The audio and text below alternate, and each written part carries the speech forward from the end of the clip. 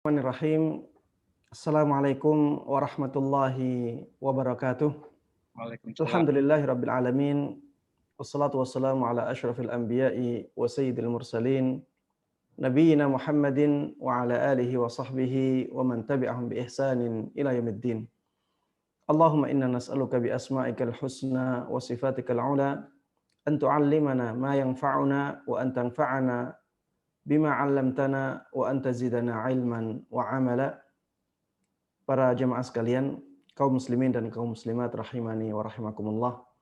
Alhamdulillah, segala puji bagi Allah Subhanahu wa taala yang hanya dengan nikmatnya kita bisa berkumpul dalam amalan yang mulia ini, dalam majlis yang mulia ini, yaitu majlis ilmu agama. Mudah-mudahan Allah Subhanahu wa taala memberikan kepada kita semuanya keikhlasan niat dalam menjalankan amalan yang mulia ini, sehingga Allah Subhanahu wa taala menjadikan kita semuanya orang-orang yang mendapatkan ilmu yang bermanfaat, berkah, dan bisa menjadikan kita semuanya mulia dan bahagia di dunia ini dan di akhirat nanti. Shalawat dan salam semoga selalu tercurahkan kepada Nabi yang sangat kita cintai, Nabi yang sangat kita kagumi, Nabi yang selalu kita taati, selalu kita percayai, Nabi Agung Muhammad sallallahu alaihi wasallam.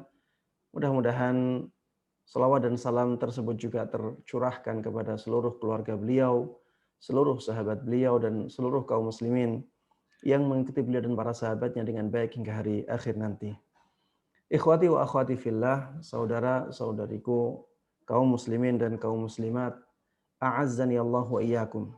Semoga Allah Subhanahu wa taala memberikan kepada kita semuanya kemuliaan dan kekuatan. Pada kesempatan kali ini kita akan membahas bab yang ke-9 yang dibawakan oleh Imam Nawawi rahimahullahu taala dalam kitab beliau Riyadhus Shalihin. Bab ini berkaitan dengan keutamaan untuk bertafakkur, untuk merenung pada makhluk-makhluk Allah Subhanahu wa taala. Dan tujuan tafakur tersebut atau tujuan renungan itu untuk menyampaikan kita kepada sesuatu kebenaran, yaitu taat kepada Allah Subhanahu wa taala. Imam Nawawi rahimahullahu taala menulis subbab ini dengan mengatakan babut tafakkuri fi 'azimi makhluqatillahi ta'ala. Bab yang menjelaskan tentang tafakkur pada makhluk-makhluk Allah Subhanahu wa taala yang agung. Wa fana'id dunya, dan tafakkur tentang bahwa dunia ini fana. Wa ahwalil akhirah, tafakkur tentang dahsyatnya kejadian-kejadian di hari akhir, di hari kiamat nanti. Wasair umuriha, dan tafakkur tentang perkara-perkara lain yang berkaitan dengan dunia dan akhirat. Wa taqsirin nafsi wa tahdhibiha wa hamliha 'alal istiqamah. Dan bab ini bertujuan untuk menjadikan jiwa tidak terlalu berpikir panjang tentang dunia.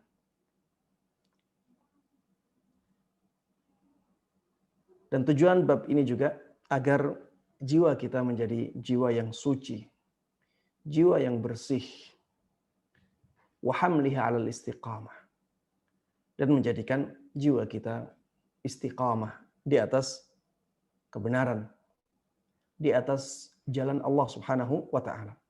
Ini sebab yang redaksinya panjang, yang menjelaskan kepada kita bahwa di dalam bab ini Imam Nawawi rahimahullahu taala ingin membawakan dalil-dalil yang menunjukkan tentang keutamaan merenungi makhluk-makhluk Allah Subhanahu wa taala yang sangat agung, yang menunjukkan betapa agungnya Allah Subhanahu wa taala, betapa tingginya kekuasaannya. Dan ini akan mengantarkan kita kepada penyembahan atau peribadatan hanya kepada Allah Subhanahu wa taala. Taib. Tafakkur tidaklah berguna kecuali apabila menyampaikan manusia kepada amalan ketaatan kepada Allah Subhanahu wa taala. Ketika kita memikirkan bagaimana alam semesta ini menjadi sangat teratur, sangat indah, sangat sempurna, sangat besar, sangat luar biasa, sangat detail. Kalau kita hanya berhenti sampai di sini, maka tafakur yang seperti ini tidak membuahkan hasil yang diinginkan oleh Allah Subhanahu wa taala. Hasil yang diinginkan oleh Allah Subhanahu wa taala dari tafakkur adalah agar manusia benar-benar sampai kepada kesimpulan bahwa Allah Subhanahu wa taala adalah zat yang maha agung. Allah Subhanahu wa taala adalah zat yang maha sempurna. Allah Subhanahu wa taala adalah zat yang maha mengetahui segala sesuatu.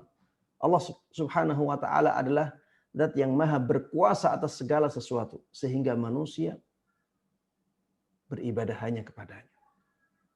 Beramal ketaatan hanya untuk Allah Subhanahu wa taala, hanya karena Allah Subhanahu wa taala. Inilah tafakkur yang diinginkan oleh Islam. Ya, dan anjuran untuk tafakkur, anjuran untuk merenung, anjuran untuk menggunakan akal pikiran yang ada di dalam Islam menunjukkan bahwa agama Islam ini agama yang sangat menjunjung tinggi kedudukan akal. Agama Islam adalah agama yang sangat menjunjung tinggi kedudukan akal. Bahkan Islam menjadikan akal sebagai tolak ukur. Apakah orang ini punya kewajiban ataukah tidak. Makanya seseorang tidak dianggap balik, tidak dianggap mukallaf. Ya, mukallaf itu memiliki beban yang harus dia lakukan di dalam syariat Islam. Seseorang tidak dikatakan sebagai mukallaf kecuali ketika dia berakal. Akalnya sempurna. Akalnya sehat. Dan dia sampai pada umur balik. Ini menunjukkan bahwa Islam menjunjung tinggi kedudukan akal. Islam juga menjadikan akal ini alat untuk bisa sampai kepada kebenaran. Seringkali di dalam Al-Quran disebutkan, afala ta'qilun. Tidakkah kalian berfikir? Afala tadhakkarun. Tidakkah kalian mengingat? Afala tatafakkarun. Tidakkah kalian merenung? Qalu law kunna nasma'u aw na'qilu ma kunna fi ashabis sa'ir. Para penduduk neraka itu mereka nantinya pasti mengatakan, seandainya kami dahulu mendengar perkataan para utusan Allah Subhanahu wa taala, au na'qilu, atau kami berfikir, ma kunna fi ashabis sa'ir, maka tentunya kami tidak akan menjadi penduduk neraka. Ini kedudukan akal di dalam Islam, kedudukan amalan berpikir, amalan merenung. Ini kedudukannya sangat tinggi di dalam Islam. Coba di sini Imam Nawawi rahimahullah taala membawakan beberapa ayat yang menunjukkan hal ini. Ayat yang pertama adalah ayat di surat Saba, yaitu ayat ke-46. Allah Subhanahu wa taala berfirman, qul innama a'idzukum biwahidah. Qul, katakanlah wahai Muhammad, sampaikan kepada umatmu, innama a'idzukum biwahidah. Sesungguhnya aku hanya memberikan nasihat kepada kalian dengan satu nasihat. Dengan satu perkara. Antaqumu lillahi mathna wa furada thumma tatafakkaru. Cobalah kalian menjalankan ketaatan untuk Allah Subhanahu wa taala. Kemudian berfikirlah.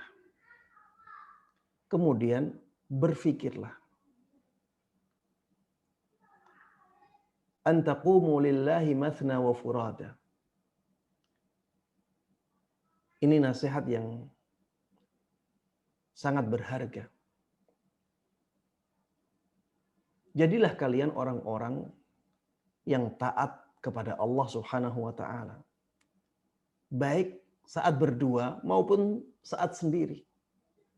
Baik saat berkumpul maupun saat sendirian. Taatlah kepada Allah Subhanahu wa taala. Lakukan amal-amal kebaikan. Thumma tatafakkaru ma bisahibikum min jinnah.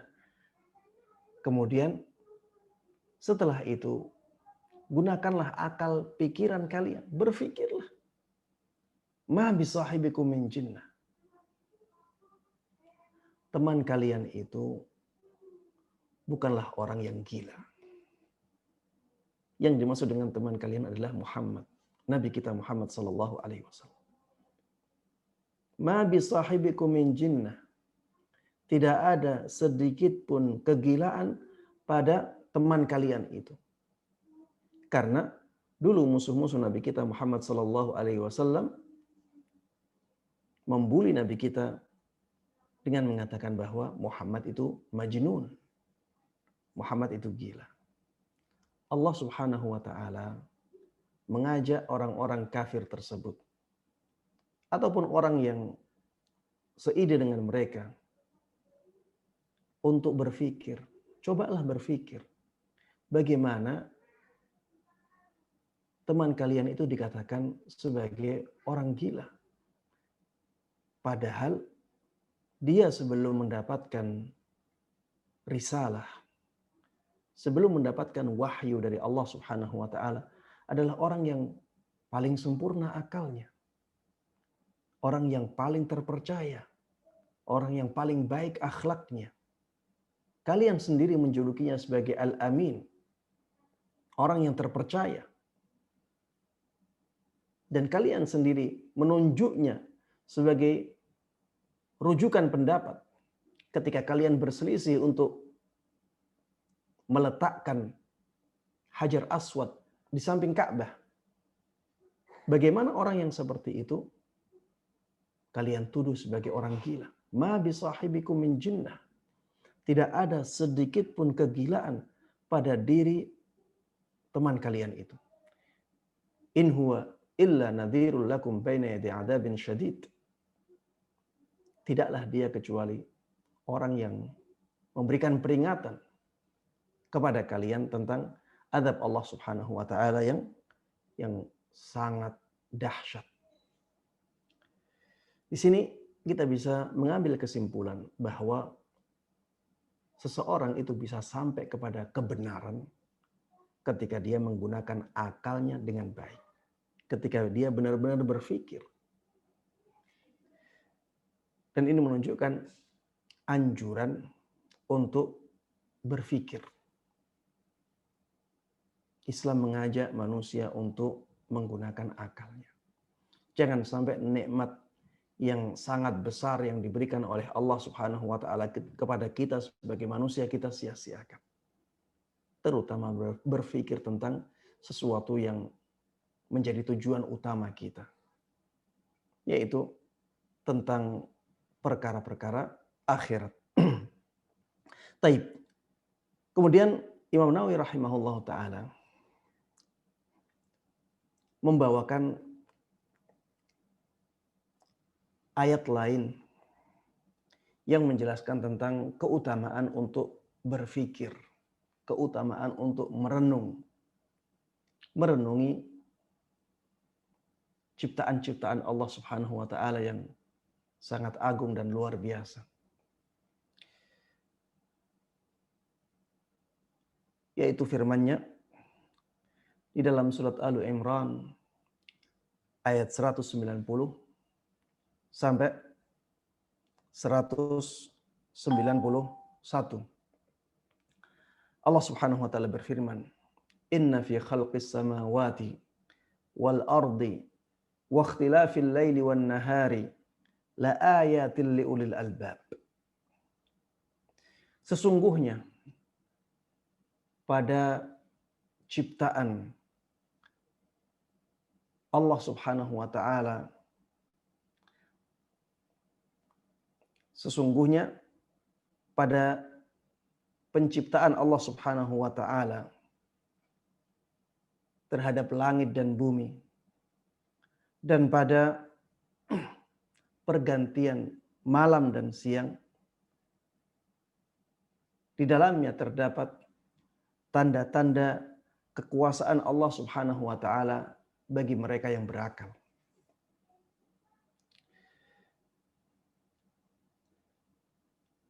Ini menunjukkan bahwa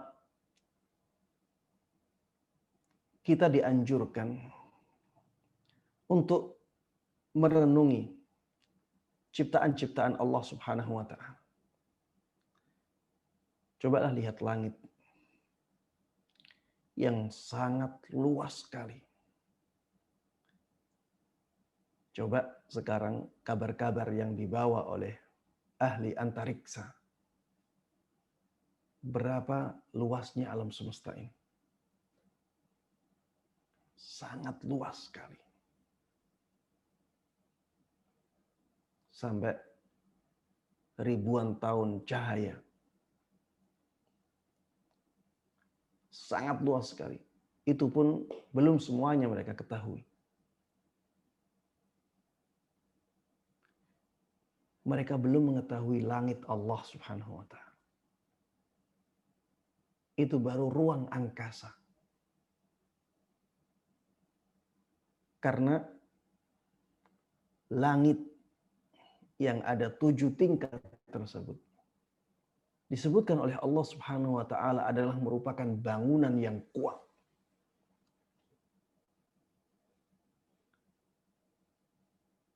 Dan dia merupakan atap bagi dunia ini. Wa ja'alna as-samaa'a saqfan mahfudha.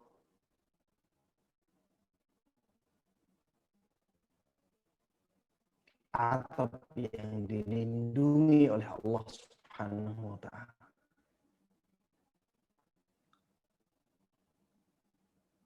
Langit setiap pintu ada penjaganya. Ahli antariksa sampai sekarang belum melihat hakikat langit yang seperti itu. Ini dijelaskan dalam Al-Quran, dijelaskan oleh Rasulullah SAW dalam hadisnya. Tidak mungkin salah.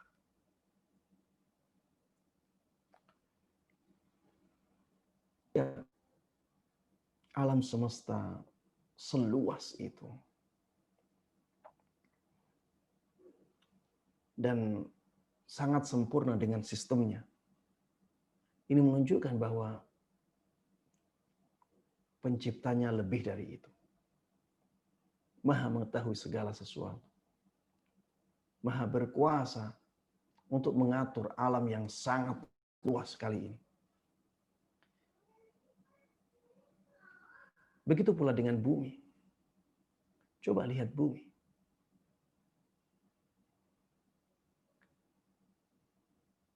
Bagaimana ada airnya, bagaimana ada udaranya, Bagaimana ada hewan-hewannya, ada manusia di sana, ada sistem. Apakah mungkin ini terjadi dengan sendirinya? Tanpa ada pencipta? Tidak mungkin. Tidak mungkin. Akal yang sehat tidak mungkin sampai pada kesimpulan bahwa ini semuanya ada tanpa ada penciptanya. Sesuatu yang tidak ada, tidak mungkin menciptakan sesuatu yang ada. Sesuatu yang tidak ada, tidak mungkin bisa menciptakan sesuatu yang ada. Ketika akal manusia mendengar ada misalnya pohon tiba-tiba jatuh sendiri, roboh sendiri pohon itu dengan sangat rapi robohnya. Kemudian tiba-tiba pohon tersebut terbelah dengan sendirinya dengan ukuran-ukuran yang sangat detail.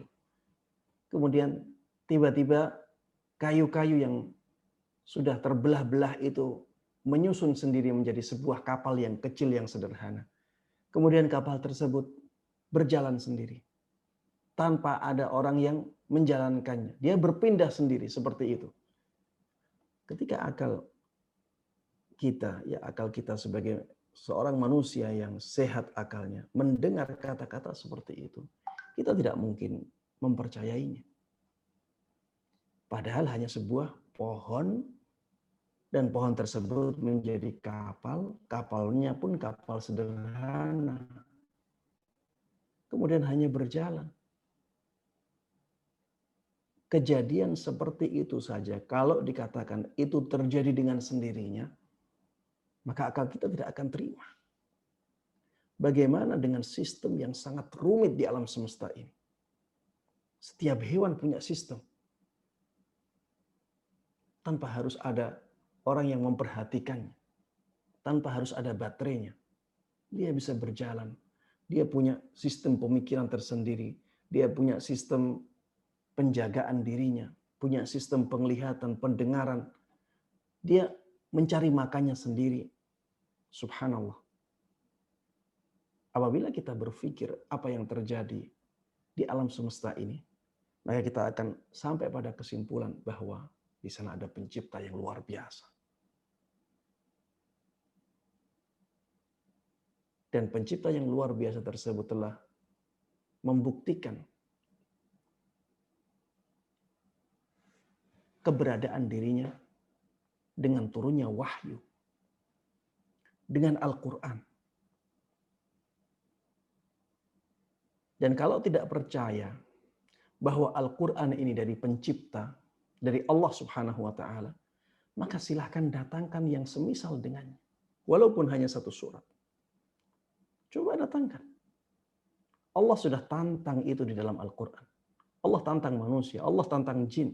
Silahkan kalian kalau tidak percaya bahwa ini dari Allah, dari pencipta kalian, dari pencipta alam semesta ini, silahkan datangkan seperti Al-Quran, walaupun hanya satu surat.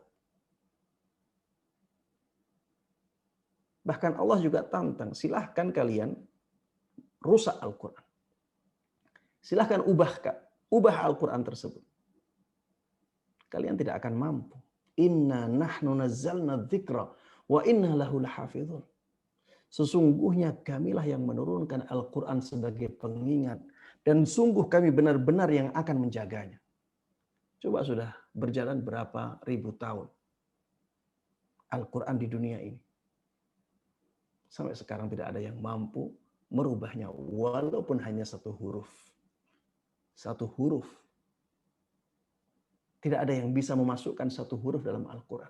Ini bukti bahwa memang Al-Quran ini benar-benar dari Allah Subhanahu wa Ta'ala yang menciptakan alam semesta. Tidak ada kitab yang seperti Al-Quran. Dan kalau kita bisa membuktikan bahwa Al-Quran ini memang benar-benar dari Allah Subhanahu wa Ta'ala, maka yang menjadi kewajiban kita selanjutnya adalah meyakini kebenaran semua yang ada di dalam Al-Quran. Ya, seperti itulah urutan pemikiran seseorang sampai kepada kebenaran. Kalau orang sudah meyakini bahwa Al-Quran ini benar-benar dari Allah, dia harus meyakini bahwa semua yang ada dalamnya harus benar. Kalau semuanya yang ada dalamnya harus benar, maka dia harus meyakini bahwa Nabi Muhammad SAW adalah orang yang benar. Ketika Nabi Muhammad SAW benar-benar utusan Allah Subhanahu Wa Taala, maka dia harus meyakini bahwa apapun yang dikatakan oleh Nabi kita Muhammad SAW harus benar. Iya.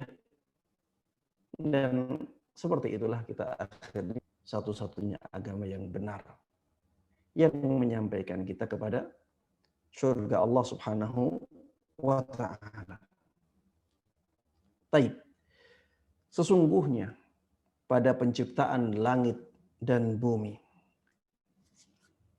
peralihan malam dan siang, itu terdapat tanda-tanda kekuasaan Allah Subhanahu wa Ta'ala bagi mereka yang punya akal, bagi mereka yang berfikir. Siapakah mereka yang punya akal yang sempurna itu? Alladzina yadhkurunallaha qiyaman wa qu'udan wa 'ala junubihim. Mereka lah orang-orang yang selalu mengingat Allah Subhanahu wa Ta'ala, baik ketika mereka berdiri, maupun ketika mereka duduk, maupun ketika mereka berbaring, tidur. Wa yatafakkaruna fi khalqis samawati wal ard. Dan mereka yang selalu merenungi penciptaan langit dan bumi. Rabbana ma khalaqta hadza batila. Sehingga mereka sampai pada kesimpulan, wahai Rabb kami, tidaklah engkau menciptakan langit dan bumi ini untuk kesia-siaan. Sia-sia tanpa ada tujuan. Tidak mungkin dengan sempurnanya bumi dan langit dan sistem yang sangat rumit, diciptakannya makhluk-makhluk yang ada menghuni langit dan bumi dan menghuni ruang antara langit dan bumi itu. Tidak mungkin Allah Subhanahu wa Ta'ala menciptakan semua ini sia-sia tanpa ada tujuan yang mulia. Orang yang berpikir seperti ini adalah orang-orang yang keluar dari keislaman. Dzalika dhannul ladzina kafaru fawailul lil ladzina kafaru minan nar. Orang yang berpikir bahwa langit dan bumi ini diciptakan dengan sia-sia, itu adalah orang-orang yang kafir. Dan mereka akan celaka dengan neraka Allah Subhanahu wa Ta'ala. Orang yang mukmin akan mengatakan bahwa tidak mungkin Allah menciptakan langit dan bumi, Allah menciptakan alam semesta ini untuk kesia-siaan.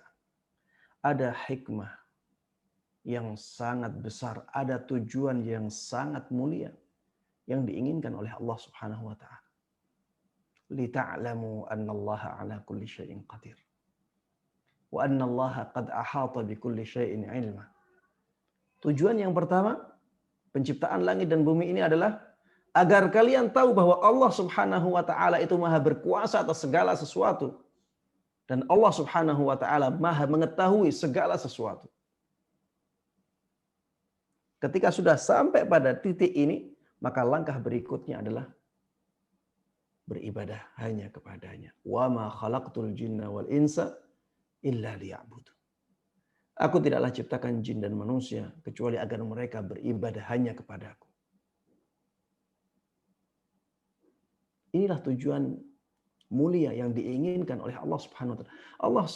Allah sebutkan semua itu di dalam Al-Qur'an. Maka inilah kemurahan Allah Subhanahu wa Ta'ala. Allah sudah jadikan Al-Qur'an sebagai pedoman hidup manusia. Kita tinggal mempergunakannya dengan baik. Kita tinggal menerapkannya dengan baik.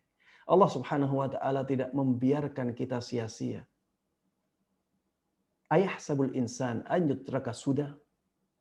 Kata Allah Subhanahu wa Ta'ala, Apakah manusia mengira bahwa mereka ditinggalkan sia-sia tanpa ada tujuan, tanpa diberikan perintah dan larangan? Tidak. Jangan sampai kita berprasangka demikian. Allah menciptakan kita untuk tujuan dan yang mulia, dan Allah tidak membiarkan kita. Allah tidak meninggalkan kita. Allah berikan kita aturan yang lengkap. Allah berikan kita kitab, dan Allah berikan kita contoh manusia yang menerapkan Alkitab tersebut, yaitu Rasulullah Sallallahu Alaihi Wasallam, agar kita bisa mencontoh dan menerapkan isi Al-Quran. Makanya ibunda kita Aisyah radhiyallahu taala anha pernah mengatakan, kana khuluquhul Quran. Rasulullah Sallallahu Alaihi Wasallam akhlaknya adalah Al-Quran. Taib. Subhanaka faqina adzaban nar. Maha suci Engkau ya Allah, maka selamatkan kami dari azab neraka. Neraka. Kata-kata selamatkan kami dari azab neraka ini mengantarkan kita kepada perenungan betapa dahsyatnya siksa Allah Subhanahu wa taala di neraka. Ya. Kalau kita merenungi Al-Qur'an ya yang menjelaskan tentang siksa neraka, ya kita akan sangat takut sekali. Dalam Al-Qur'an disebutkan ada minuman yang minuman tersebut sangat panas sekali. Jadi orang di neraka itu berada di alam panas itu menjadikan seseorang sangat dahaga. Tapi yang ada di depan mereka minuman-minuman, air yang sangat panas. Mereka sangat dahaga, maka bagian dalam perut mereka menjadi leleh. Na'udzubillahi min dzalik. Kemudian ada siksa. Mereka diguyur dengan sesuatu yang sangat panas. Diguyur. Na'udzubillahi min dzalik. Di dalam Al-Quran juga disebutkan saking panasnya api neraka, talfahu wujuhahumun nar wa hum fiha kalihun. Api neraka itu memakan wajah mereka. Sampai-sampai wajah tersebut hilang. Ya. Hilang dagingnya. Na'udzubillahi min dzalik. Na'udzubillahi min dzalik. Rasulullah sallallahu alaihi wasallam mengatakan bahwa siksa neraka yang paling ringan itu siksanya paman beliau, Abu Thalib. Yang di masa hidupnya beliau selalu membela dakwah Nabi kita Muhammad sallallahu alaihi wasallam. Tapi Allah mentakdirkan Abu Thalib ini mati dalam keadaan kafir. Makanya Rasulullah sallallahu alaihi wasallam karena sangat berterima kasih kepada pamannya ini berdoa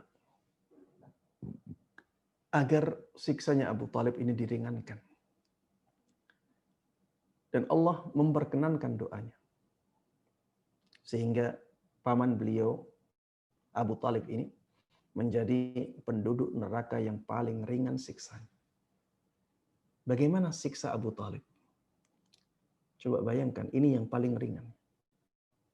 Disebutkan dalam banyak hadis, siksanya Abu Thalib itu nanti beliau disiksa dengan bara api, bukan dengan api. Dengan bara api. Bara api tersebut diletakkan di bawah kakinya Abu Thalib. Tapi bara api tersebut bisa mendidihkan otaknya Abu Thalib. Na'udzubillah min dzalik. Ini baru bara apinya. Bagaimana dengan apinya? Rasulullah Shallallahu Alaihi Wasallam sebutkan bahwa api di neraka itu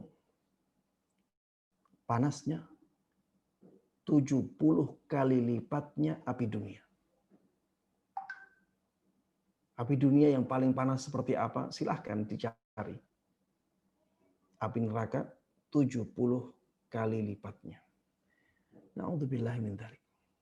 Dan ya siksa-siksa di dalam neraka ini sangat mengerikan ya. Maka jadilah orang-orang yang benar-benar takut kepada neraka Allah Subhanahu wa taala, yang ketakutan tersebut mengantarkan diri kepada ketaatan kepada Allah Subhanahu wa taala. Dan di dunia kita tidak akan lama ya. Di dunia kita tidak akan lama. Maka jangan banyak berharap dari kehidupan dunia ini. Gunakanlah sebaik-baiknya untuk mengumpulkan bekal untuk akhirat kita. Gunakanlah waktu di dunia ini untuk banyak beramal kebaikan. Untuk berakhlak baik kepada manusia, kepada saudara-saudara kita yang kekurangan. Kita bantu kalau kita punya kemampuan untuk membantunya dengan harta. Kita bantu dengan solusi, kita bantu dengan apa yang bisa kita berikan kepada mereka. Ibadah-ibadah yang kita mudah untuk melakukannya, terus lakukan. Gunakan waktu sebaik-baiknya ketika di dunia ini untuk ketaatan kepada Allah Subhanahu wa taala agar kita selamat dari neraka Allah Subhanahu wa taala dan kita mendapatkan surga dengan kenikmatannya yang sangat sempurna dan selama-lamanya. Baik. Kemudian Imam Nawawi rahimahullahu taala menyebutkan beberapa ayat dari surat Al-Ghasyiyah.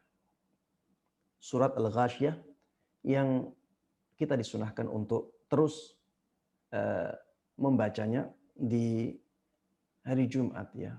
Sebagai seorang khatib disunahkan di rakaat yang kedua untuk membaca surat Al-Ghasyiyah. Di dalam surat Al-Ghasyiyah di ayat 17 sampai ayat 21 ada ajakan untuk merenung, untuk memikirkan ciptaan-ciptaan Allah Subhanahu wa taala. Afala yanzuruna ilal ibili kaifa khuliqat. Tidakkah mereka melihat kepada onta, bagaimana onta tersebut diciptakan? Onta ini hewan yang sangat luar biasa. Sekali minum bisa sangat banyak dan minuman tersebut bisa disimpan sampai beberapa hari. Karena memang hewan ini hewan padang pasir ya. Seringkali orang di padang pasir kesulitan untuk mencari air.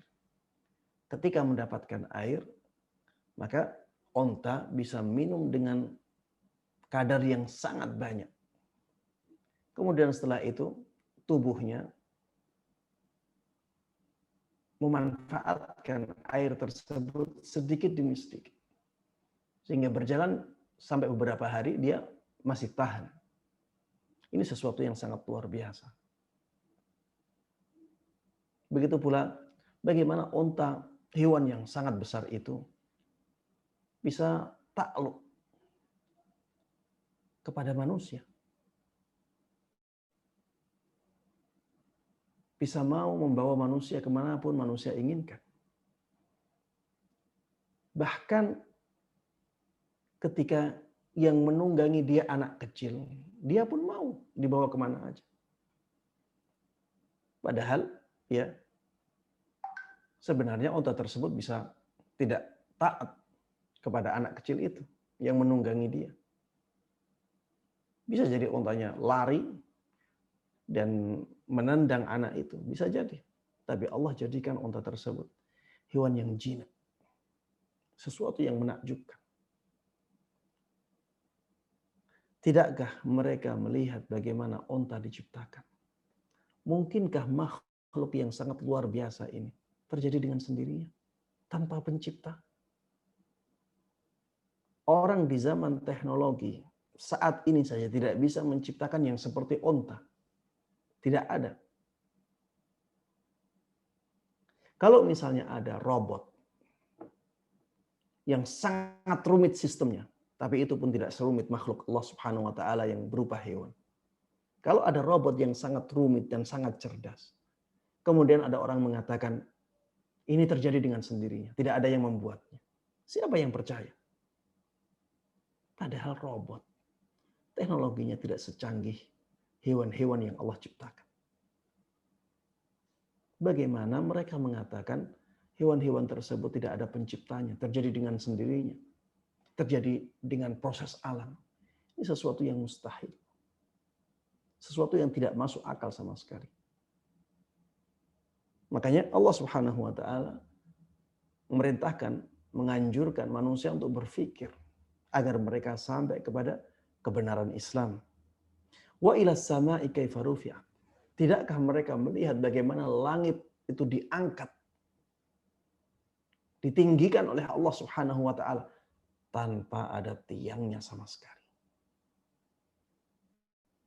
Tanpa ada tiangnya sama sekali. Ini sesuatu yang luar biasa. Langit dengan berbagai macam isinya, dengan berbagai macam penduduknya. Tidakkah kita melihat bagaimana langit tersebut diciptakan oleh Allah Subhanahu wa taala? Wa ilal jibali kaifa nusibat.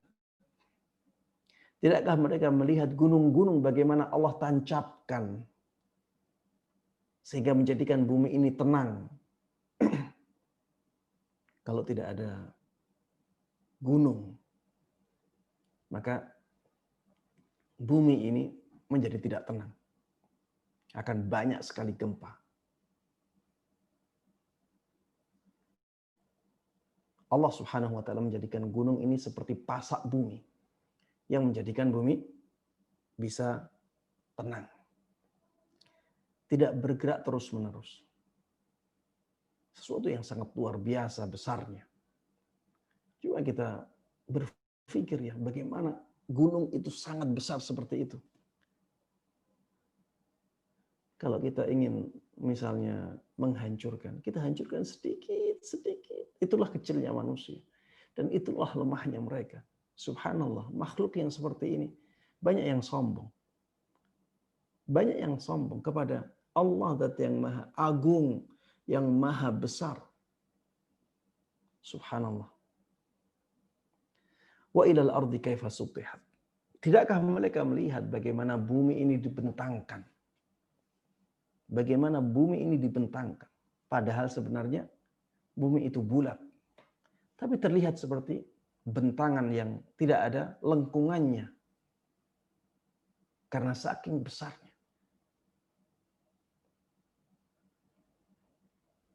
Subhanallah. Dan yang menunjukkan bahwa bumi itu bulat ya, adalah ketika seseorang misalnya naik pesawat. Dia menuju satu arah. Kemudian terus-menerus dia menuju satu arah, maka nantinya dia akan sampai pada titik yang sama. Dan itu menunjukkan bahwa bumi itu bulat. Ya. Dan kenyataan bahwa bumi itu bulat sudah disepakati oleh para ulama Islam. Sehingga tidak usah kita memperdebatkannya lagi. Para ulama Islam sepakat bahwa bumi itu bulat. Kesepakatan tersebut dinukil oleh Imam Ibnu Hazm Al-Zahiri rahimahullahu ta'ala. Dinukil juga oleh Syekhul Islam Ibnu Taimiyah rahimahullahu ta'ala. Sehingga tidak usah kita masuk-masuk ke perdebatan bumi ini datar atau bumi ini bulat. Tidak perlu. Banyak dalil yang menunjukkan bahwa bumi itu bulat dan ulama telah sepakat, telah ijma' bahwa bumi itu bulat. Baik. Adapun yang terlihat di mata kita bumi itu datar ya karena saking besarnya bumi ini. Ya, saking besarnya bumi ini sehingga terlihat datar. Fadzakir innama anta mudzakir. Kata Allah Subhanahu wa taala, berilah peringatan wahai Muhammad. Berilah peringatan wahai Muhammad. Sesungguhnya engkau wahai Muhammad hanyalah orang yang memberi peringatan. Ya, hanya sebagai orang yang tugasnya memberikan peringatan. Kalau yang diingatkan tidak mau ingat, ya sudah. Itu urusan antara dia dengan Allah Subhanahu wa taala. Tugas kita adalah mengingatkan. Sebagaimana tugas Nabi kita Muhammad sallallahu alaihi wasallam. Di zaman Nabi Muhammad sallallahu alaihi wasallam banyak orang yang tidak mendengar beliau. Ya, banyak orang yang tidak mendengar beliau. Padahal beliau punya wahyu, beliau punya mukjizat. Orang-orang melihat bagaimana akhlak beliau secara langsung, bagaimana ketampanan beliau, bagaimana orang-orang dalam menghormati beliau. Itu menunjukkan harusnya orang-orang seperti itu benar-benar orang yang dipercaya perkataannya. Ada orang-orang kafir di zaman itu yang melihat kenyataan keadaan Rasulullah SAW, tapi Allah tidak membuka hatinya. Kalau Rasulullah SAW saja peringatannya banyak tidak didengar ya oleh orang-orang kafir, apalagi kita, ya, apalagi kita. Tapi kita tetap harus berdakwah. Kita tetap harus mengajak orang-orang kepada kebaikan, sebagaimana dulu dicontohkan oleh Nabi kita Muhammad sallallahu alaihi wasallam. Baik, kemudian setelah itu Imam Nawawi rahimahullahu taala menyebutkan sebuah ayat ya, redaksi ayat yang sebenarnya redaksi ini ada dalam beberapa ayat di dalam Al-Qur'an. Redaksinya afalam yasiru fil ardi fayanzuru. Tidakkah mereka berjalan di muka bumi? Tidakkah mereka berjalan di muka bumi? Kemudian mereka melihat. Melihat maksudnya merenung. Memikirkan. Menggunakan akal mereka. Imam Nawawi rahimahullah ta'ala memotong ayat sampai di sini. Karena ada beberapa ayat yang bunyinya seperti ini. Ya, ada beberapa ayat yang bunyinya seperti ini. Tapi setelah potongan ini bunyi ayatnya berbeda-beda. Ya. Setelah potongan ayat ini bunyi ayatnya berbeda-beda. Tapi yang jelas di ayat-ayat tersebut Allah Subhanahu wa taala memerintahkan manusia untuk merenungi bagaimana keadaan orang-orang di zaman dahulu. Ada daerah-daerah yang ketika zamannya Nabi Muhammad SAW masih terlihat bekasnya. Bahkan di zaman kita pun masih ada ya bekas-bekas dari rumah-rumah orang-orang sebelum Nabi Muhammad SAW diutus. Ada daerah-daerah umat Nabi Lut, ya. Ada daerah-daerah umat Nabi Hud, ya. Dan juga daerah-daerah dari umat-umat sebelum Nabi Muhammad SAW. Bagaimana orang-orang tersebut akhirnya dibinasakan oleh Allah Subhanahu wa taala karena mereka bermaksiat kepada Allah Subhanahu wa taala, karena mereka tidak mau taat kepada Allah Subhanahu wa taala. Kita diperintahkan oleh Allah Subhanahu wa taala untuk menggunakan akal pikiran kita. Fa'tabiru ya ulil absar. Maka ambillah ibrah. Ambillah pelajaran. Wahai orang-orang yang memiliki akal yang sehat. Kemudian dalam ayat lain, laqad kana fi qasasihim ibratul liulil albab. Sungguh ada pada kisah-kisah mereka, kisah-kisah umat terdahulu, pelajaran bagi mereka yang punya akal. Allah Subhanahu wa taala mengajak kita untuk berpikir. Coba lihat, daerah mereka masih ada, rumah-rumah mereka masih ada, bekas-bekas mereka masih ada. Coba lihat bagaimana dahulu mereka hidup. Kemudian bagaimana keadaan mereka setelah mereka tidak mau taat kepada Allah Subhanahu wa taala. Mereka diadab oleh Allah Subhanahu wa taala karena pembangkangan mereka terhadap perintah-perintah Allah Subhanahu wa taala. Maka jangan sampai kita menjadi seperti mereka. Jangan sampai kita menjadi orang-orang yang celaka. Mereka sudah celaka dan mereka sudah mati. Mereka tidak bisa memperbaiki kehidupannya lagi. Kita yang masih hidup, gunakan akal dengan sebaik-baiknya. Renungilah kenyataan kehidupan di dunia ini. Banyak di sekitar kita orang-orang yang hidup. Ada yang hidupnya mengikuti hawa nafsunya. Kita lihat bagaimana akhir kehidupan mereka. Ada orang-orang yang mengikuti aturan Allah Subhanahu wa taala dengan sebaik-baiknya. Kita melihat bagaimana akibat kehidupan dia, bagaimana akhir dari kehidupan dia. Sudah ada di depan kita, di depan mata kita. Maka as-sa'idu man wa'idha bighairih. Orang yang berbahagia adalah orang yang bisa mengambil pelajaran dari orang lain. Ada orang yang mengikuti hawa nafsunya akhirnya dihinakan oleh Allah Subhanahu wa taala. Subhanallah. Anak kalau melihat ya orang-orang yang mengikuti hawa nafsu, bagaimana hinanya mereka di hadapan manusia. Bukan hanya di hadapan Allah, di hadapan manusia pun hina. Mohon maaf ya saya contohkan, mohon maaf ini, mudah-mudahan tidak tersinggung.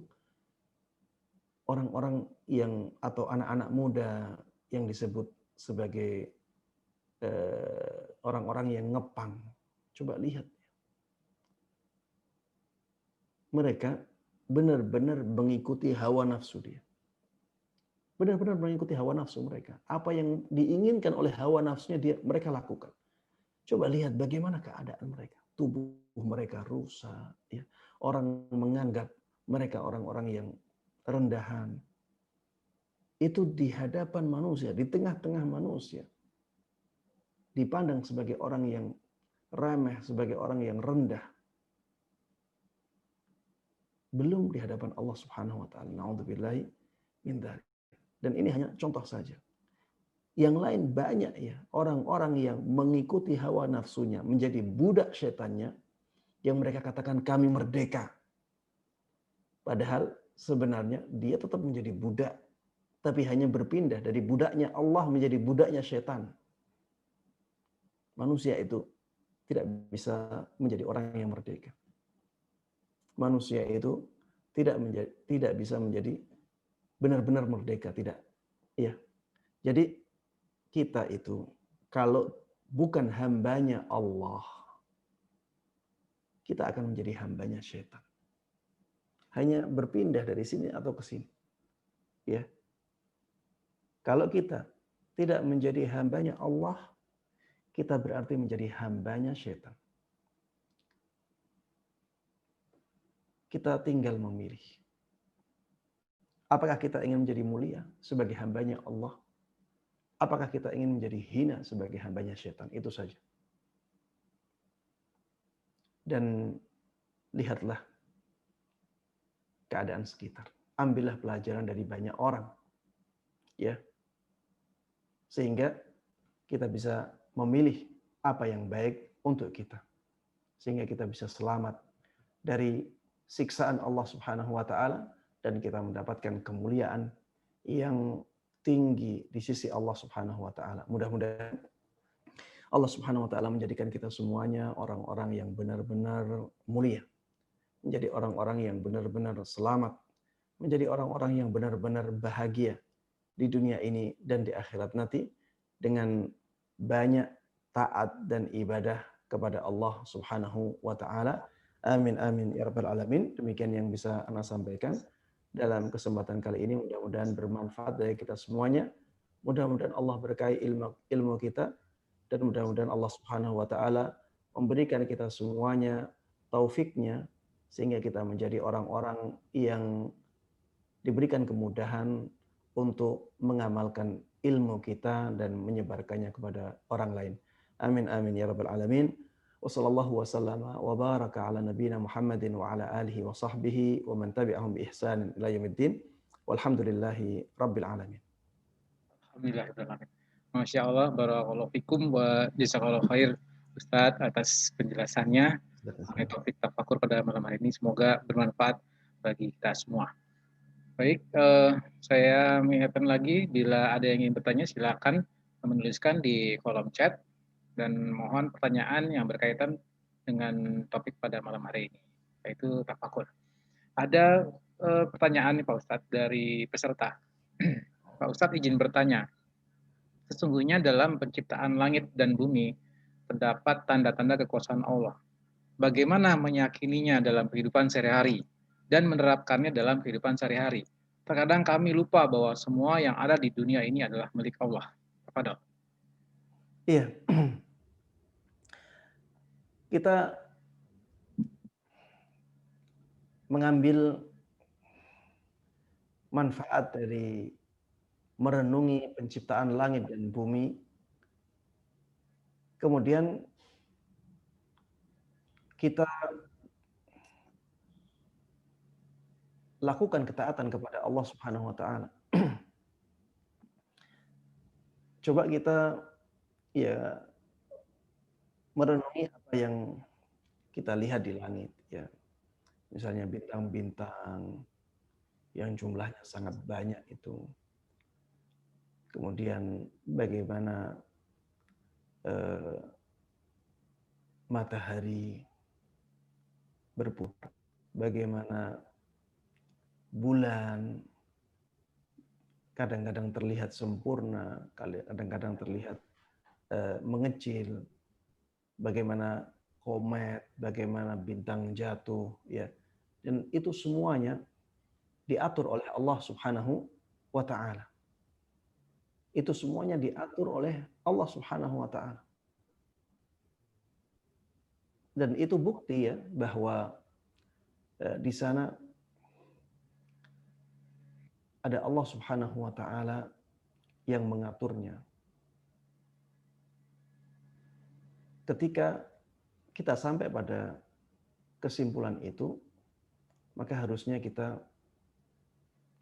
benar-benar tunduk dan patuh kepada aturan-aturannya. Karena Allah sudah sampaikan kepada kita bahwa Allah ingin agar kita menerapkan syariat-syariatnya. Dan Allah sudah berikan syariat-syariat itu dengan sangat jelas dan gamblang.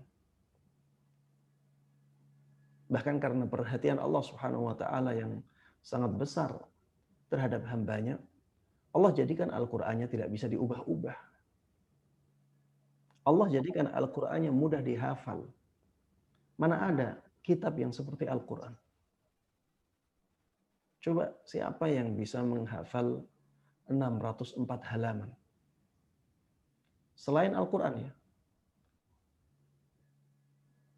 Ini sesuatu yang sangat luar biasa. Anak kecil umur 7 tahun bisa hafal 604 halaman dengan huruf-hurufnya sangat detail dengan urutannya. Ini tidak ada di kitab lain. Coba siapa yang bisa menghafal seperti itu? Anak kecil apakah ada yang bisa menghafal jumlah halaman yang begitu banyak dengan sangat lancar?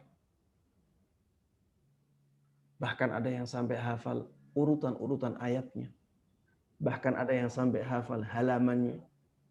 Ada yang seperti ini selain Al-Quran. Allah katakan, وَلَقَدْ يَسَّرْنَا الْقُرْآنَ لِلذِّكْرِ فَهَلْ مِن مُدَّكِرٍ. Kami telah memudahkan Al-Quran untuk diingat. Tidakkah ada yang mengambil pelajaran dari itu? Ya, ini bukti bahwa Allah Subhanahu wa taala, bahwa Al-Quran ini benar-benar dari Allah Subhanahu wa taala. Ya, intinya kalau kita merenungi apa yang terjadi di langit dan di bumi, maka kita akan sampai pada kesimpulan betapa agungnya Allah Subhanahu wa taala, betapa besarnya nikmat yang Allah berikan kepada kita, dan itu harusnya menjadikan kita benar-benar tunduk hanya kepada Allah Subhanahu wa taala, benar-benar taat kepada aturan-aturannya, dan benar-benar takut apabila Allah Subhanahu wa taala murka kepada kita, yang kemurkaan tersebut disebabkan karena kemaksiatan kepadanya. Ya, wallahu taala alam. Masya Allah, barakallahu fiik wa jazakallahu khair atas jawabannya Pak Ustadz. Baik, ada pertanyaan kembali dari kolom chat dari peserta kajian. Assalamualaikum warahmatullahi wabarakatuh, Ustadz. Saya beberapa kali melakukan tafakur bersama teman-teman. Namun selama pandemi akhirnya tidak bisa melakukan tafakur bersama teman-teman lagi. Saya mencoba merenung diri sendiri namun tidak sehikmat tafakur bersama teman-teman. Apakah saya salah bila bertafakur bersama teman-teman? Tafadhol. Baik.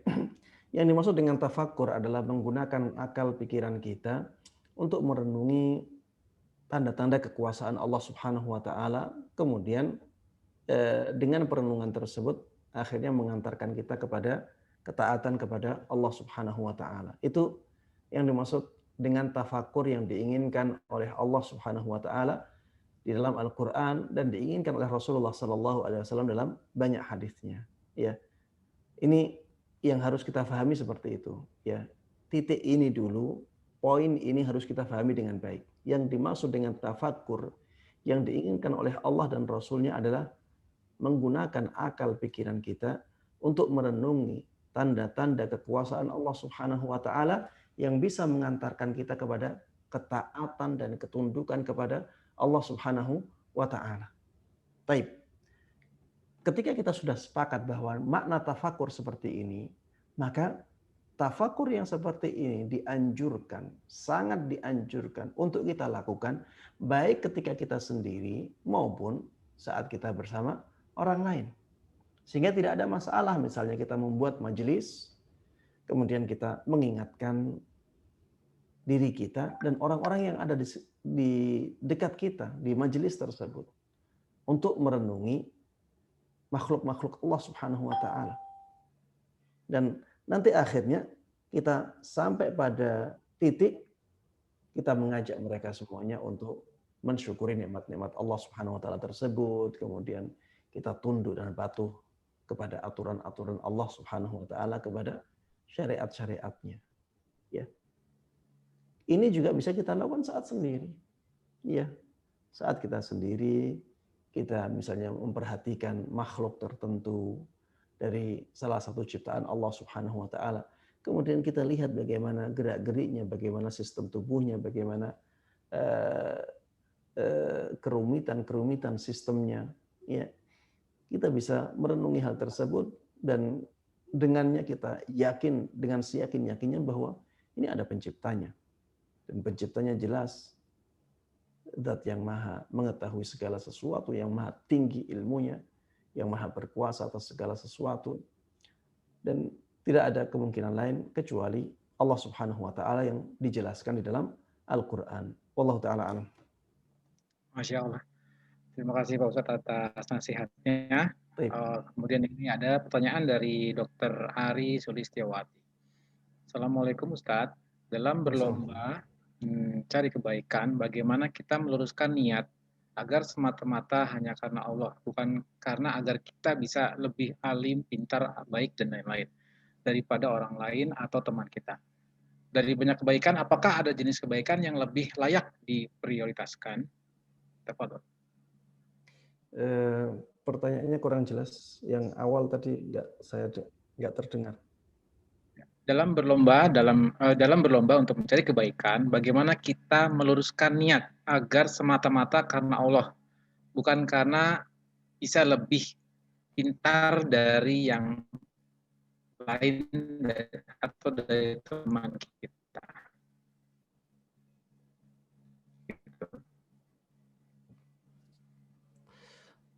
Afwan, suaranya agak terganggu ya. Tapi yang Anda tangkap, bagaimana kita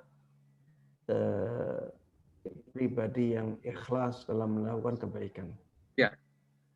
Ini yang saya tangkap dari pertanyaannya. Afwan, nggak tahu suaranya kurang jelas tadi. Taib, intinya bagaimana kita menjadi pribadi yang ikhlas dalam menjalankan amal-amal kebaikan. Ya tentunya kita harus berusaha untuk mengingat bahwa amalan tersebut kalau kita lakukan tanpa keikhlasan, maka kita sendiri yang akan rugi. Ketika kita punya pola pikir seperti ini, maka kita bisa atau kita akan berusaha untuk benar-benar menjadikannya ikhlas hanya karena Allah Subhanahu wa taala. Hanya karena mengharapkan pahalanya saja. Karena kita tahu bahwa kalau kita melakukannya untuk pujian orang lain, ya, untuk target dunia, maka kita akan rugi. Kita akan kehilangan pahala. Bahkan kita bisa masuk ke dalam kesyirikan. Syirik asghar misalnya. Ketika kita melakukan ketaatan untuk mengharapkan pujian orang lain, kita terjatuh ke dalam syirik asghar. Dan syirik asghar ini menjadikan kita benar-benar merugi. Kita capek, tidak mendapatkan pahala sama sekali, bahkan dimurkai, sangat dimurkai oleh Allah Subhanahu wa taala. Kemudian untuk apa kita melakukan sesuatu ketika tidak ada keikhlasan? Apa sih yang kita inginkan? Pujian. Pujian itu kita dapatkan berapa kali sih dalam kehidupan ini? Kalau misalnya kita melakukan sesuatu yang luar biasa, kemudian kita ingin dipuji, berapa orang yang akan memuji kita? Terus setelah dipuji apa? Balasannya itu balasan yang sementara dan sedikit. Berbeda kalau kita melakukannya ikhlas benar-benar hanya karena Allah Subhanahu wa taala, mengharapkan pahalanya. Pahalanya akan kekal. Kita akan nikmati pahala tersebut. Bahkan di dunia ini kita akan dijadikan bahagia oleh Allah Subhanahu wa taala karena Allah senang dengan kita. Karena Allah cinta kepada kita, maka Allah akan membahagiakan hati kita. Ya. Kalau kita ikhlas, maka kita mendapatkan keuntungan yang luar biasa. Kalau kita tidak ikhlas, kita akan jatuh ke dalam kerugian yang luar biasa. Maka silahkan memilih. Ya. Jadilah orang-orang yang benar-benar ikhlas hanya karena Allah Subhanahu wa taala. Ya caranya kita terus ingatkan hati kita. Terus ingatkan hati kita bahwa kita melakukannya benar-benar untuk mengharapkan pahala darinya. Kalau ada godaan, kamu itu lakukan agar dipuji oleh manusia, kita tepis saja. Kita tepis. Memang syaitan selalu mengganggu kita. Syaitan akan selalu mengganggu kita ketika kita melakukan kebaikan. Tapi kita bisa melawannya. Bukan berarti kita tidak bisa melawannya. Kita bisa melawannya. Kalau syaitan membisikkan kata-kata yang tidak baik, membisikkan sesuatu yang menjadikan kita ragu, kita ikhlas atau tidak, maka katakan, hadza minka walak, misalnya. Ini ya Allah darimu. Dan ini untukmu. Kalau misalnya kita belajar ya. Belajar itu fasilitasnya semuanya dari Allah. Maka harusnya kita melakukan belajar itu untuk Allah. Ya Allah, ini darimu semuanya. Dan ini untukmu. Kita ngajar ya ilmunya kita dapatkan dari Allah. Allah yang memberikan kita ilmu. Allah yang memudahkan kita belajar. Semuanya dari Allah. Ketika kita mengajarkan ilmu tersebut kepada manusia, maka kita katakan ini darimu ya Allah dan ini untukmu. Maksudnya kita melakukannya untuk mendapatkan pahala dari Allah Subhanahu wa taala, untuk mendapatkan keridhaan darinya, untuk mendapatkan kecintaan dari Allah Subhanahu wa taala. Sedekah juga demikian, ya. Kalau kita bersedekah, kita ingatkan bahwa harta yang kita sedekahkan itu dari Allah. Dan harusnya kita bersedekahnya juga karena Allah Subhanahu wa taala. Kita sholat juga demikian, ya. Apapun yang bisa menjadikan kita sholat, ya, itu semuanya dari Allah. Dunia alasnya dari Allah, badan kita dari Allah, ruh kita dari Allah, keinginan kita untuk sholat dari Allah Subhanahu wa taala. Semuanya dari Allah. Itu semuanya nikmat dari Allah Subhanahu wa taala. Maka harusnya kita sholat hanya karena Allah Subhanahu wa taala. Kalau kita bisa mengingat seperti ini, maka kita akan mudah untuk karena Allah Subhanahu wa taala, hanya karena mengharapkan pahala darinya. Allah taala alam. Masya Allah, barakallahu fiik. Jazakallahu khair, Pak Ustadz. Semoga menjawab juga pertanyaan Suaranya jelas ya? dari halo, suara saya jelas, Pak Ustadz? Suara antum kadang-kadang terputus-putus Ya, karena takutnya suara sekarang ana nggak jelas. suara Ustadz kedengaran jelas. Suara saya jelas ya? Baik, Ya, jelas sekarang. jelas. Ya, semoga tadi menjawab juga pertanyaan dari Suster Erni ya, dengan pertanyaan yang sama. Saya lanjutkan pertanyaan Baik. dari Pak peserta kajian. Masih ada 2 pertanyaan, Pak Ustadz. Assalamualaikum Ustadz. Ya. Bila saya Waalaikumsalam. mendapatkan masalah, saya mencoba untuk tafakur, namun selalu gagal dan akhirnya saya hanya bisa bersedih atas masalah saya tersebut. Bagaimana caranya tafakur dalam keadaan yang sangat galau ini? Tafadhol. Baik. Kalau kita mendapatkan musibah, maka ingatlah bahwa musibah tersebut adalah sesuatu yang sudah dikehendaki Allah Subhanahu wa taala akan terjadi. Ya. Jadi yang kita alami di dunia ini itu sudah ditulis oleh Allah Subhanahu wa taala 50.000 tahun sebelum penciptaan langit dan bumi. Dan Allah menghendaki itu karena kebijaksanaan Allah Subhanahu wa taala. Ya. Jadi kita mau sedih atau tidak sedih, sesuatu itu harus terjadi. Sesuatu itu harus terjadi. Kalau kita sudah berpikir seperti ini, maka jangan sampai kita terlalu bersedih. Tapi ambil hikmahnya saja. Ambil hikmahnya saja. Karena kita sedih, kita nggak sedih, sama saja itu terjadi. Terus untuk apa kita bersedih? Sudah musibah terjadi, kemudian kita bersedih, semakin buruk keadaan. Kalau musibah terjadi, maka katakan inna lillahi wa inna ilaihi raji'un. Ya, kita harus bersabar. Jadilah orang-orang bersabar dalam menghadapi musibah. Wa basyiris sabirin. Kata Allah Subhanahu wa taala, berikanlah kabar gembira kepada orang-orang yang bersabar. Siapakah mereka? Alladzina idza asabatuhum musibatun qalu inna lillahi wa inna ilaihi raji'un. Orang-orang yang bersabar adalah orang-orang yang ketika mereka ditimpa musibah, mereka mengatakan inna lillahi wa inna ilaihi raji'un. Sesungguhnya kita itu milik Allah dan hanya kepadanya kita akan kembali. Ya, ulaika alaihim salawatu min rabbihim wa rahmah wa ulaika humul muhtadun. Mereka itulah orang-orang yang mendapatkan banyak salawat dari Allah, maksudnya banyak pujian dari Rabb mereka, dari Allah Subhanahu wa taala. Wa rahmah, dan mereka adalah orang-orang yang mendapatkan rahmat dari Allah Subhanahu wa taala, wa ulaika humul muhtadun. Dan mereka itulah orang-orang yang benar-benar mendapatkan hidayah dari Allah Subhanahu wa taala. Kalau kita mendapatkan musibah, maka jadikan musibah tersebut sebagai sebab keuntungan bagi kita. Berusahalah demikian. Di antaranya dengan bersabar. Coba kalau tidak ada musibah, maka kita tidak bisa mendapatkan banyak pujian dari Allah yang datang dari musibah. Kita tidak akan bisa mendapatkan rahmat dari Allah yang datangnya dari musibah.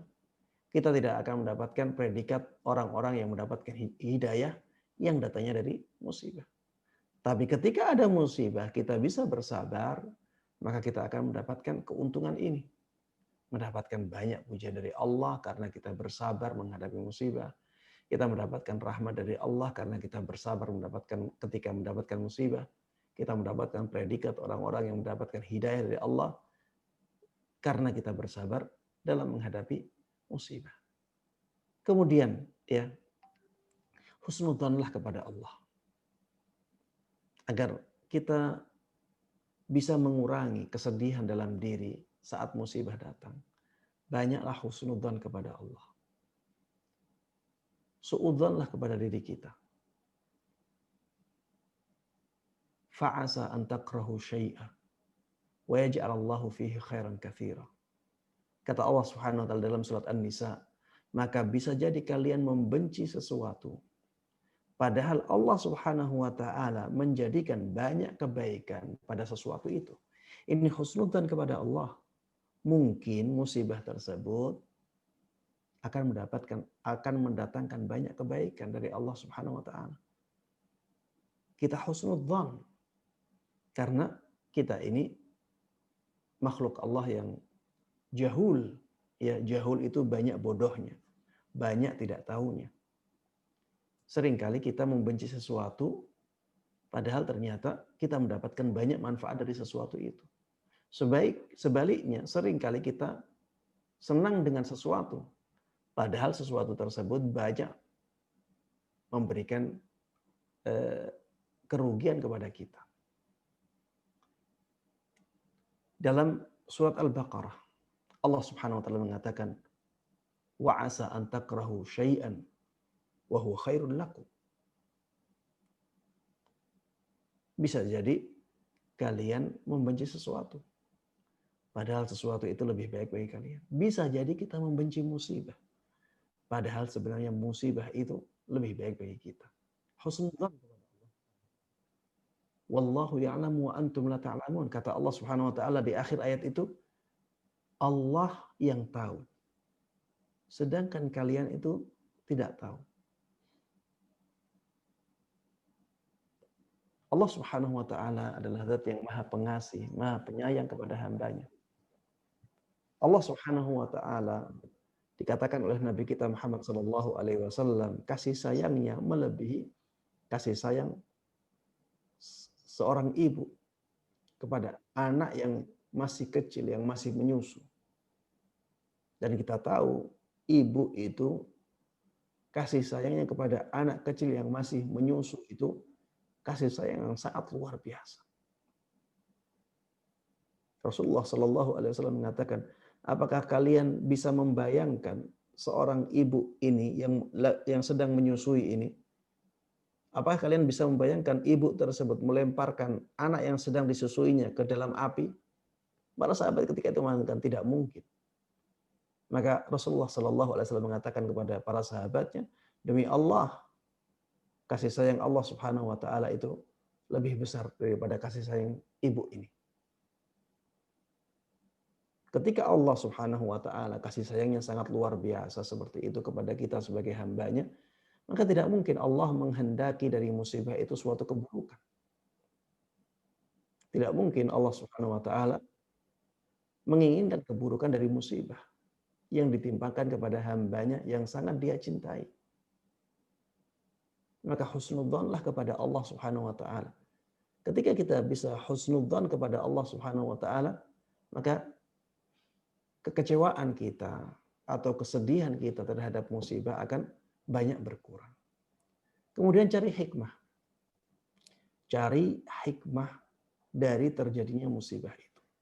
Hikmah itu akibat baik. Yang saya maksud dengan hikmah di sini adalah akibat baik. Ada kebaikan-kebaikan yang diakibatkan oleh suatu musibah. Carilah kebaikan-kebaikan itu yang datang karena musibah. Semakin banyak kita mendapatkan hikmah dari sebuah musibah, maka kita akan semakin ringan dalam menjalaninya dan kesedihan kita terhadap musibah tersebut juga semakin berkurang. Wallahu taala alam. Masya Allah. Jazakallah khair atas nasihatnya yang sangat bermanfaat, Pak Ustadz.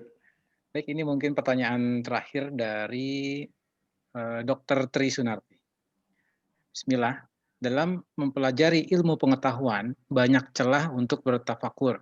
Tetapi seringkali pengaruh sains mendorong kita untuk meletakkan akal manusia di atas keagungan Allah. Contoh dalam memahami Isra Mi'raj. Bagaimana cara kita menjaga agar akal dan logika tidak melebihi ketauhidan kepada Allah? Tafadhol. Ya. Memang karena memang itu bisa terjadi ya, dan sangat mungkin terjadi karena memang sumber sains kita di zaman ini biasanya memang dari orang-orang yang non muslim ya, dari orang-orang di luar Islam. Bahkan banyak dari mereka yang ateis, tidak percaya Tuhan. Banyak dari mereka yang tidak percaya Tuhan. Sehingga ilmu pengetahuan yang datang dari mereka, ya ada celah-celah yang menjadikan kita tidak sampai kepada tujuan akhir dari tafakur yang disyariatkan, yaitu tunduk dan patuh kepada Allah Subhanahu wa Ta'ala. Makanya ketika datang bencana, ya seringkali sisi-sisi bahwa sebenarnya itu adalah peringatan dari Allah itu diabaikan. Oh, ada misalnya gempa. Oh, gempa ini karena pergeseran lempeng bumi. Hanya pergeseran saja. Sampai di situ. Pembahasannya sampai di situ. Tidak ada pembahasan kenapa lempeng ini bergerak. Siapa yang menggerakkannya? Apa tujuan menggerakkannya? Tidak sampai ke sana. Ketika dibahas tentang asal mula dari asal mula dari terbentuknya alam semesta ini, pembahasan hanya sampai pada Big Bang saja, berhenti sampai di situ.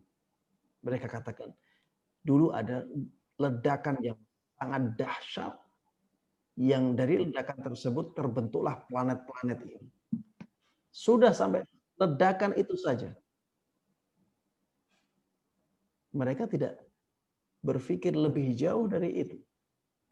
Taib, kalau itu benar ledakan, kita tidak membenarkan karena kita tidak tahu dan tidak ada petunjuk secara jelas ya dalam nas-nas baik Al-Quran maupun hadis ya. Tapi kalau misalnya kita menerima bahwa asal mula penciptaan alam semesta ini dari ledakan, misalnya itu kita terima.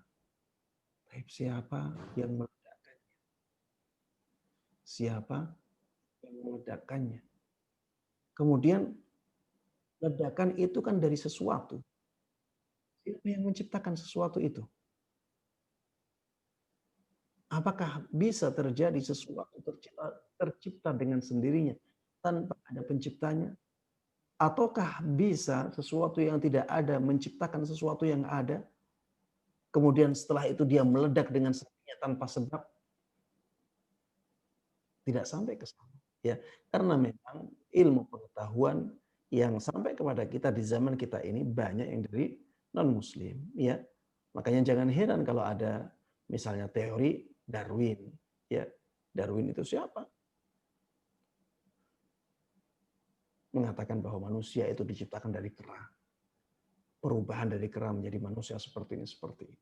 Subhanallah. Orang yang seperti ini tidak berpikir yang lebih dari itu. Maksudnya, kenapa tidak berpikir bahwa ada penciptaan manusia sendiri, ada penciptaan kera sendiri?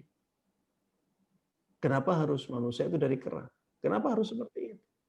Bukankah mungkin saja manusia diciptakan memang dari penciptaan manusia dari awal, kemudian kera juga dari awal seperti itu? Bukankah ini mungkin? Ini semuanya karena dia asalnya meyakini adanya Allah Subhanahu wa Ta'ala. Kalau kita sebagai seorang yang mukmin, seorang yang beriman pada Allah Subhanahu wa Ta'ala yang Maha Pencipta, Maha berkuasa atas segala sesuatu, Maha mengetahui segala sesuatu, kita sangat simple. Allah Subhanahu wa Ta'ala menciptakan semuanya dengan ciptaan-ciptaan yang berdiri sendiri. Dan selesai, tidak ada masalah. Manusia diciptakan dari Adam, ya, Adam diciptakan dari tanah. Kemudian dari Adam itu diciptakan Siti Hawa, ya, istrinya. Kemudian dari dua ini akhirnya manusia menjadi beranak pinak sehingga sampai di zaman kita ini jumlah manusia yang hidup sampai 7 miliar. Sangat sederhana. Hewan-hewan oleh Allah Subhanahu wa Ta'ala dengan sendirinya. Maksudnya diri sendiri. Kera diciptakan Allah memang dari kera. Di awalnya memang kera. Begitu pula hewan-hewan yang lain. Sangat simpel. Dan Allah Subhanahu wa taala Maha kuasa atas segala sesuatu. Ya memang intinya poin bahwa ilmu pengetahuan itu banyak tidak mengantarkan manusia kepada eh, ketaatan kepada Allah memang dari sisi itu.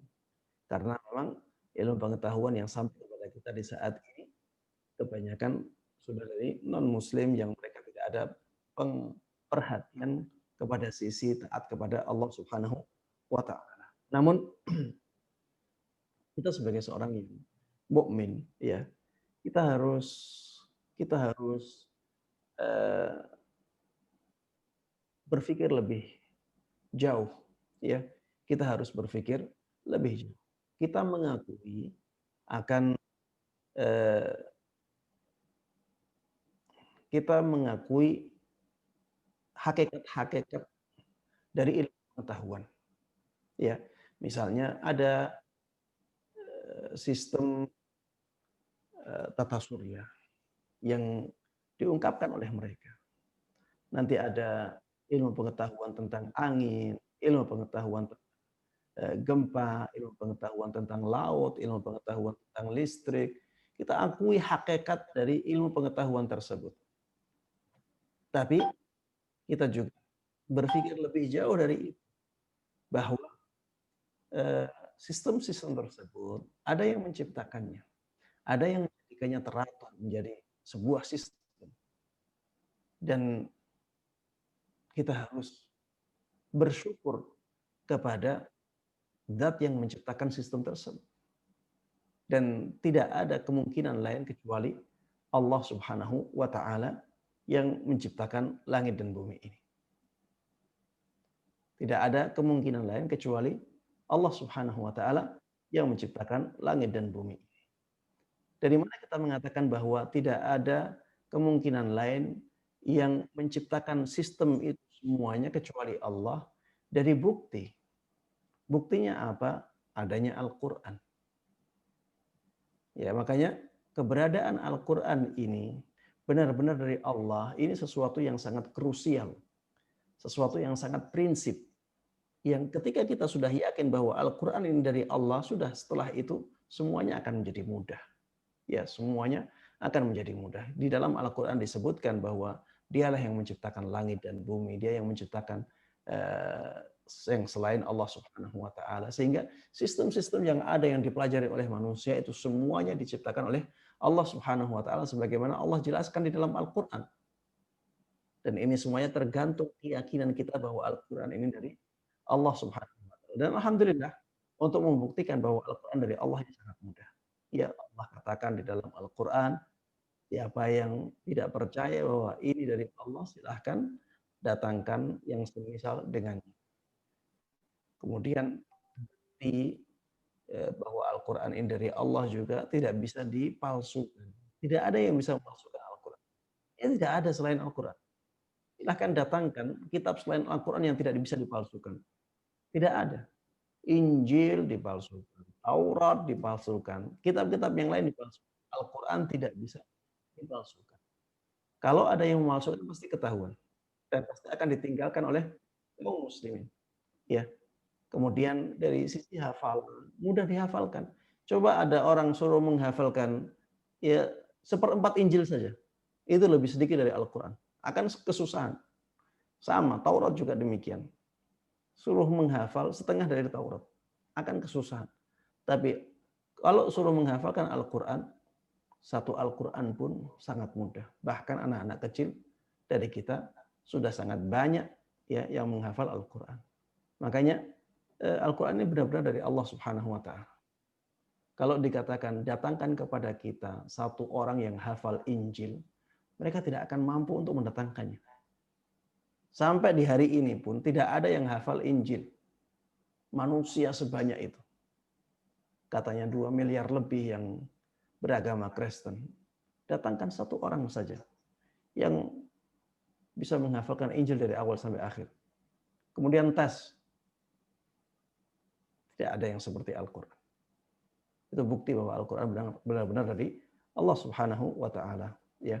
Dan kalau sudah seperti itu, semua yang dikatakan dalam Al-Quran pasti benarnya. Dan di antara yang dikatakan di dalam Al-Quran, bahwa Allah lah yang menciptakan langit dan bumi dengan penduduk-penduduknya, dengan sistem yang ada di dalamnya, semuanya ciptaan Allah Subhanahu wa Ta'ala. Sehingga ketika kita mempelajari ilmu-ilmu tentang dunia dengan sistem-sistemnya, maka jangan hanya kita berpikir bahwa sistem tersebut sangat rumit, sangat luar biasa, tapi berpikirlah bahwa itu ada penciptanya. Pasti ada penciptanya, dan tidak lain, itu adalah Allah Subhanahu wa Ta'ala.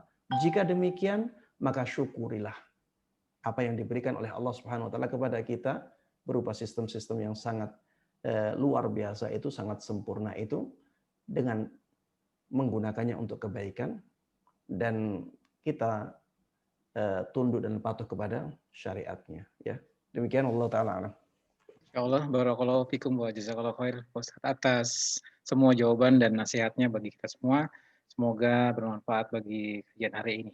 Juga semoga Ustaz selalu diberikan kesehatan oleh Subhanahu wa Ta'ala. Amin ya rabbal alamin. Amin. Alhamdulillah kita sudah